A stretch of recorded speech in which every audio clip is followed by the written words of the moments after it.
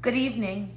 Tonight I'm here to read to you the final chapter of A Series of Unfortunate Events, Book the Second, The Reptile Room, written by Lemony Snicket. This is chapter 13, and I'm pretty sure, I think I'm right, that this is the last chapter. Let's read. Chapter 13. If this book were written to entertain small children, you would know what would happen next. With the villain's identity and evil plans exposed, the police would arrive on the scene and place him in jail for the rest of his life. And the plucky youngsters would go out for pizza and live happily ever after. But this book is about the Baudelaire orphans, and you and I know that these three unfortunate children living happily ever after is about as likely as Uncle Monty returning to life. But it seemed to the Baudelaire orphans, as the tattoo became evident, that at least a little bit of Uncle Monty had come back to them as they proved Count Olaf's treachery once and for all. "That's the eye, all right," Mr. Poe said, and stopped rubbing Count Olaf's ankle. "You are most definitely Count Olaf, and you are most definitely under arrest." "And I am most definitely shocked," Dr. Lucafont said, clapping his oddly solid hands to his head. "As am I," Mr. Poe agreed, grabbing Count Olaf's arm in case he tried to run anywhere. "Violet, Klaus, Sonny, please forgive me for not believing you earlier. It just seemed too far-fetched that he would have searched you out, disguised himself as a laboratory assistant, and concocted an elaborate plan to steal your fortune. I wonder what happened to Gustav, Uncle Monty's real lab assistant," Klaus wondered out loud. If Gustav hadn't quit, then Uncle Monty never would have hired Count Olaf. Count Olaf had been quiet this whole time, ever since the tattoo had appeared. His shiny eyes had darted this way and that, watching everyone carefully, the way a lion will watch a herd of antelope, looking for the one that would be best to kill and eat. But at the mention of Gustav's name, he spoke up. "Gustav didn't quit," he said in his wheezy voice. "Gustav is dead. One day when he was out collecting wildflowers, I drowned him in the swarthy swamp. Then I forged a note saying he quit." Count Olaf looked at the three children as if he were going to run over and strangle them. But instead, he stood absolutely still, which somehow was even scarier. "But that's nothing compared to what I will do to you, orphans. You have won this round of the game, but I will return for your fortune and for your precious skin." "This is not a game, you horrible man," Mr. Poe said. "Dominoes is a game. Water polo is a game. Murder is a crime, and you will go to jail for it. I will drive you to the police station in town right this very minute. Oh, drat, I can't. My car is wrecked. Well, I'll take you down in Dr. Montgomery's Jeep, and you children can follow along in Dr. Lucafont's car. I guess you'll be able to see the inside of a doctor's automobile after all." "It might be easier," Dr. Lucafont said, "to put Stefano in my car and have the children follow behind. After all, Dr. Montgomery's body is in my car, so there's no room for all three children anyway." "Well," Mr. Poe said, "I'd hate to disappoint the children after they've had such a trying time. We can move Dr. Montgomery's body to the Jeep, and—" "We couldn't care less about the inside of a doctor's automobile," Violet said impatiently. "We only made that up so we wouldn't be trapped alone with Count Olaf." "You shouldn't tell lies, orphans," Count Olaf said. "I don't think you are in a position to give moral lectures to children, Olaf," Mr. Poe said sternly. "All right, Dr. Lucafont, you take him." Dr. Lucafont grabbed Count Olaf's shoulder with one of his oddly stiff hands and led the way out of the reptile room and to the front door, stopping at the doorway to give Mr. Poe and the three children a thin smile. "Say goodbye to the orphans, Count Olaf," Dr. Lucafont said. "Goodbye," Count Olaf said. "Goodbye," Violet said. "Goodbye," Klaus said. Mr. Poe coughed into his handkerchief and gave a sort of disgusted half-wave at Count Olaf, indicating goodbye. But Sonny didn't say anything. Violet and Klaus looked down at her, surprised that she hadn't said yeet or Lebo or any of her various terms for goodbye. But Sunny was staring at Dr. Lucafont with a determined look in her eye, and in a moment she had leaped into the chair and bitten him on the hand. "Sunny," Violet said, and was about to apologize for her behavior when she saw Dr. Lucafont's whole hand come loose from his arm and fall to the floor. As Sunny clamped down on it with her 4 sharp teeth, the hand made a crackling sound, like breaking wood or plastic rather than skin or bone. And when Violet looked at the place where Dr. Lucafont's hand had been, she saw no blood or indication of a wound, but a shiny metal hook. Dr. Lucafont looked at the hook too, and then at Violet, and grinned horribly. Count Olaf grinned too, and in a second the two of them had darted out the door. "The hook-handed man," Violet shouted. "He's not a doctor. He's one of Count Olaf's henchmen." Instinctively, Violet grabbed the air where the 2 men had been standing, but of course they weren't there. She opened the front door wide and saw the 2 of them sprinting through the snake-shaped hedges. "After them," Klaus shouted, and the 3 Baudelaires started to run through the door. But Mr. Poe stepped in front of them and blocked their way. "No," he cried. "But it's the hook-handed man," Violet shouted. "He and Olaf will get away."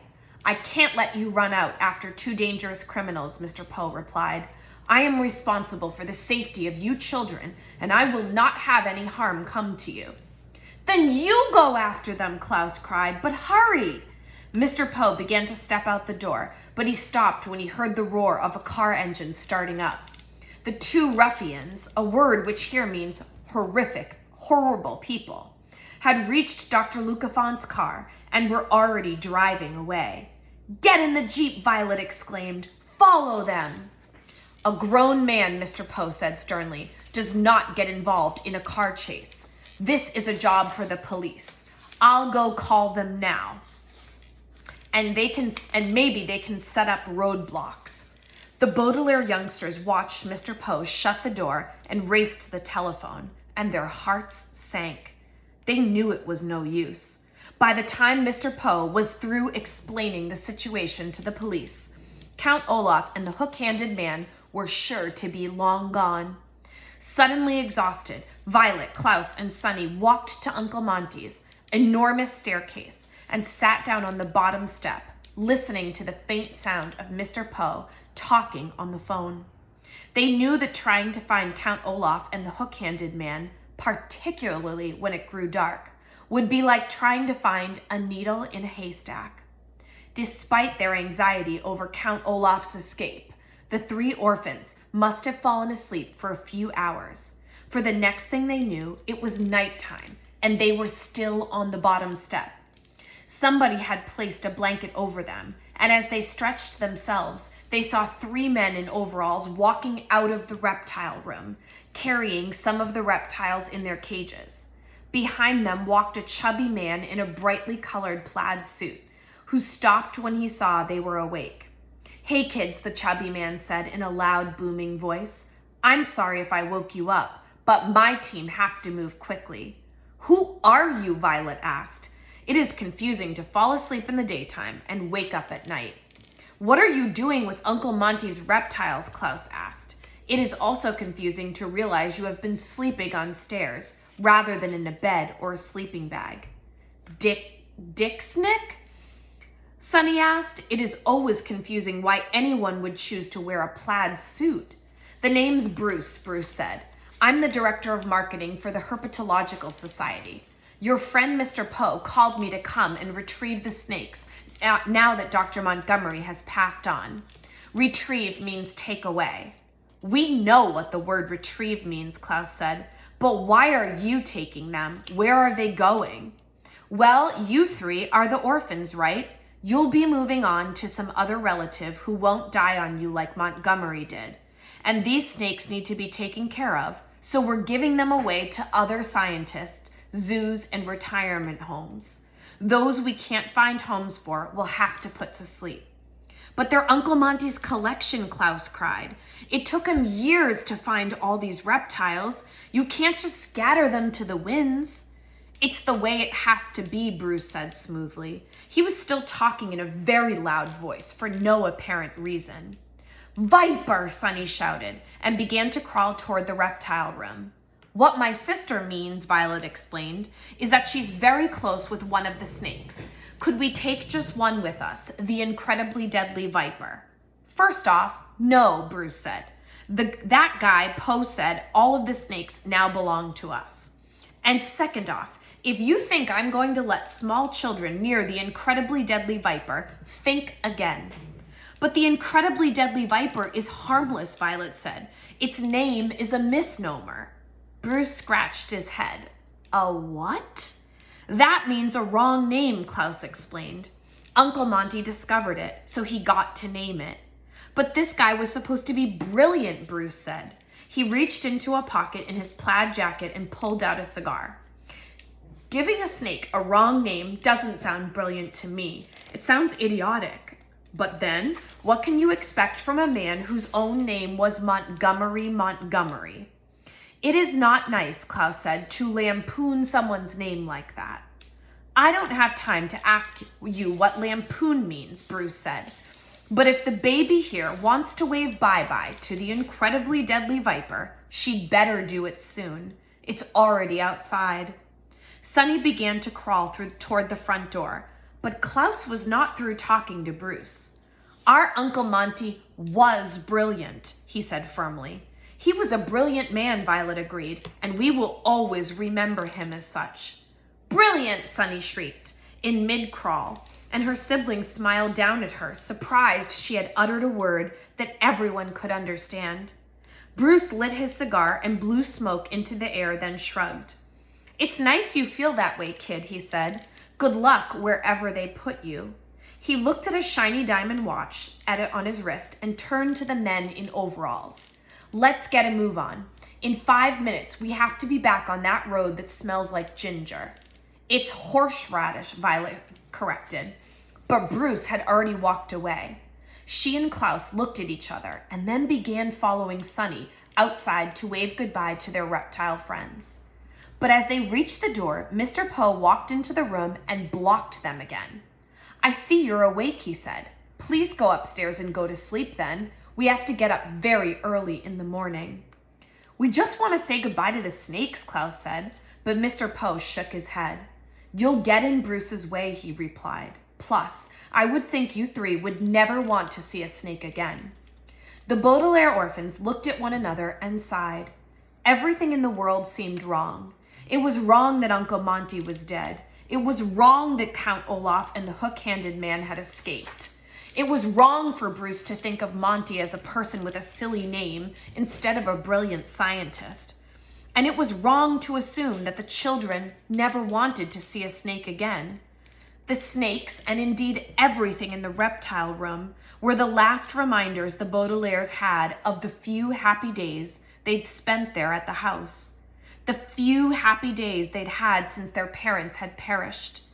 Even though they understood that Mr. Poe wouldn't let them live alone with the reptiles, it was all wrong never to see them again, without even saying goodbye. Ignoring Mr. Poe's instructions, Violet, Klaus, and Sunny rushed out the front door where the men in overalls were loading the cages into a van with Herpetological Society written on the back. It was a full moon, and the moonlight reflected off the glass walls of the reptile room as though it were a large jewel with a bright, bright shine. Brilliant, one might say.